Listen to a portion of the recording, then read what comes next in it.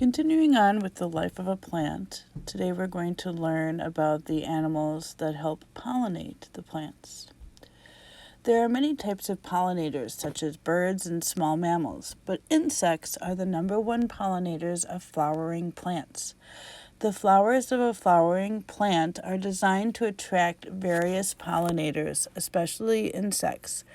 The shape, fragrance, and color of the flower, as well as the sweet-tasting nectar contained within the flower itself, attract many different kinds of insects. As insects move from flower to flower, the sticky substance called pollen clings to their bodies and is transferred from flower to flower.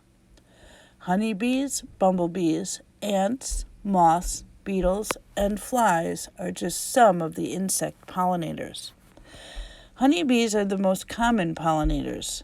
They carry out more pollination than any other insect. Some scientists think that bees are attracted to bright blue and violet-colored flowers, whereas butterflies like fragrant yellow, pink, red, and orange flowers. Butterflies also like wide petals so that they can settle on them while they drink the sweet nectar. Birds are important pollinators too, especially of wildflowers. For example, hummingbirds have perfectly designed beaks that can reach the nectar inside long, tubular-shaped flowers. There are more than 2,000 different kinds of birds in the world that feed on nectar. Birds have a poor sense of smell and help to pollinate unscented flowering plants because they are attracted by the color and the shape of the flowers. A variety of small mammals pollinate flowering plants. Mice, shrews, and rats. Even tree-dwelling animals such as lemurs and small monkeys can help to transfer pollen.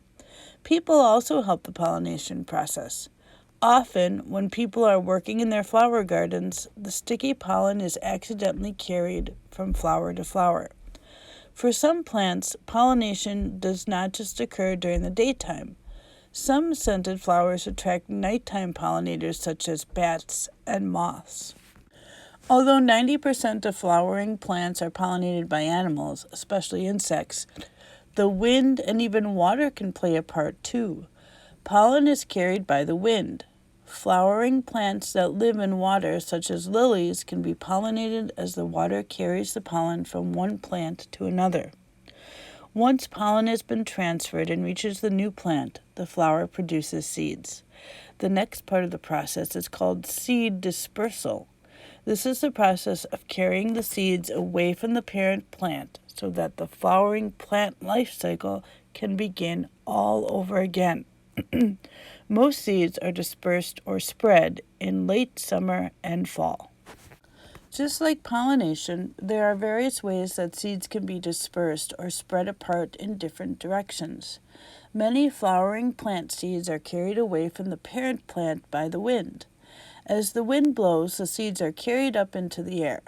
Some flowering plants have pods or capsules that explode, sending forth a burst of tiny seeds into the air.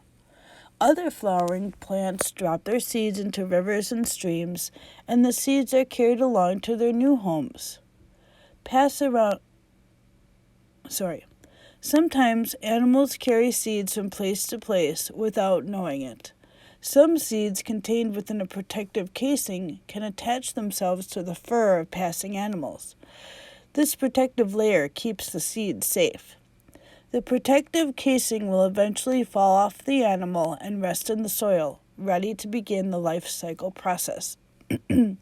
Some seeds are contained within a fruit that animals like to eat. Animals either spit the seeds out or they eat them and the seeds reach the earth in the animal droppings that are left behind. Once on the ground, they rest in the soil until the germination process can begin again the following spring. All of this is happening around us in spring, summer, and early autumn. The potential for new life is being created as flowering plants are pollinated and seeds are dispersed. Across the world, the life cycle of flowering plants is renewed or happens again each year. The first thing I'd like you to do today is take a look at this picture of the life cycle of a plant. On a piece of paper, I would like you to describe the stages in the life cycle of a flowering plant. That means tell me what's happening in each stage and what happens. Then I would like you to answer these 7 questions. Number 1, which one of the 4 seasons is the best time for planting seeds? Why? Number 2, what is pollination? Number 3, why is pollination important to the life cycle of a plant? Number 4, how does pollination happen? Number 5, how do flowering plants attract pollinators? Number 6, what is seed dispersal and why is it important to the life cycle of a plant? Number 7, what might happen if there were no more honeybees to pollinate flowers? Go ahead and write these questions down in either a Google Doc and send it to me through my email or on a piece of paper and send it with a picture to Class Dojo. Keep doing your work. I love seeing all the work that you're doing.